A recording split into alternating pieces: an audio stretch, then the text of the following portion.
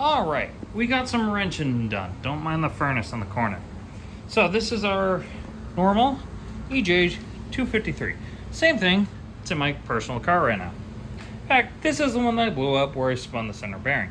Just as a reminder, this is going to be the creme de grace. So, we got the valve covers and timing cover off. First thing I noticed, this is a lobe-based cam. So you can see these lobes are down, these ones are up.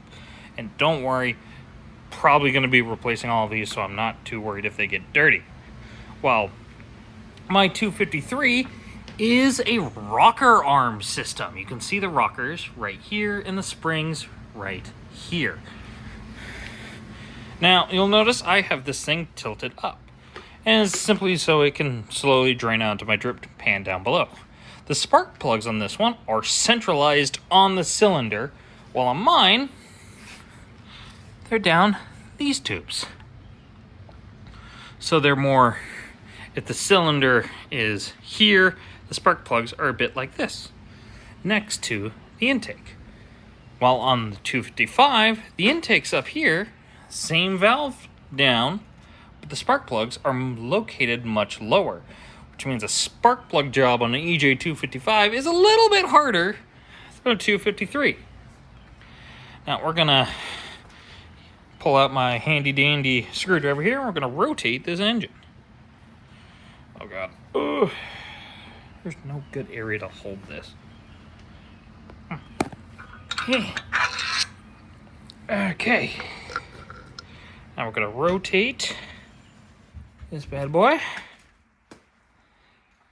I doubt it's gonna make the noise. Oh, fucking A. Oh, there we go. Okay. Get that in there. And that is why you set up a drip pan. Oh my God, get in there, secure. All right, now we got it rotated the other direction. Good Lord, this thing is oily. But in here, can't really see it too well. Where's my handy dandy flashlight over here? There we are. So, we had a bad passenger side, which is now the top side, valve. And we're going to see which one it is. Those ones look good. It was on cylinder 3, which I believe is this one right here. Ooh, look at that. There is possibly our bad valve, but that is a lot of carbon buildup in there. So, in theory, this cam right here is our bad one. But what I also want to see is that. We got piston 1, piston 2, piston 3, and piston 4 looks to be behind there. That's 4 pistons, that's 4 rocker arms, and that is some oil. Now, if you're wondering where the oil pan is, it's sitting in that box. What's also nuts is this engine and that engine use the same fucking oil, which is, oh Lord, I have all of the things here. These are our valve covers. You can see spark plug, spark plug, spark plug, spark plug. That one has 2 things at the top for vacuum lines. I have 1. That is a vacuum line. 2 more on the other side. And you can see the gaskets are still on this one down here. Oh yeah. The more you know about an engine, and don't worry, we'll be doing a oil change on both of these. I got my oil thing over there. Oh my God. Glad I got shop rags. But yeah. And then also looking at it, we'll do get up a little bit closer. So the engine is located this way. This being the crankshaft pulley and a bunch of idlers to keep the belt in tension. Now if we look at the 53, it's identical. Oh, nearly. Because this is our crankshaft pulley. It has these 2 here, this one down here, this one here, and that one there. Identical to that one. Because they're the same block. The difference between the EJ253 and the 255 appears to be the heads. Now, the head is from here to here on this one, here to here there, and for over here, it's from here to up here. Now, I may be wrong. You're more than welcome to correct me in the comments because I'm doing this with no experience, no mechanical knowledge, and I'm learning on as I go. That's why I'm going to tear apart the 53 first. Because I'm not going to dive into the 55 till I know somewhat what I'm doing. The 53 I'm not too worried about. Plus, it's an EJ253. If I can get it running, cool. If not, well, it sucks because it is one of the more common engines, and it is the factory engine for my Outback. But hey, if I can get this running, I can probably get that running. And then over here, we got our bits and bobs. Exhaust manifold. You can see the engine sits about where my hand is. This is where the turbo sits. This is the front of the car. That's the back of the car. This is our intake manifold.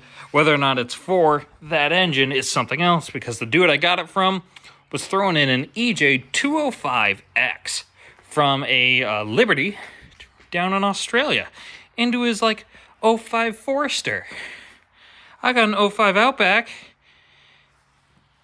and I think I scored. And if you're wondering how much I got for this, well, it was a steal. The dude was going to throw it away. I got it for free. That's what's awesome about it. Yeah, it's got a problem. But it's a problem I'm willing to try and fix so I can make the 05 Outback project a car to be reckoned with. And if you're wondering why I'm going through all this effort, why I want to do it, one, it's because I want to learn. And two, I have a proof of concept. And that proof of concept is from Forza Horizon 6. They have a B4 Liberty, which is also a legacy, which has the 2-liter turbo charged engine, and I swapped it for a 2.5 turbo, flat 4, the EJ255. I could do a 257, but I'm going to stick with the 255 because they're a little more common and a little bit easier to work on. And I swapped out the internals for forged, up the turbo, did a ton of stuff, and it took that B-class car to an S1 class car. I'll be showing that probably in the another part of this video. We'll see. I got to do some editing. It's going to be fun. But yeah. And the best part is that the only part of all of this that I technically own is the tools, the 2 engines, and all the parts over there. I borrowed the engine hoist. I borrowed the engine mount. I own the chair and the broom. But the rest of it, all borrowed. Because I'm learning this with nothing.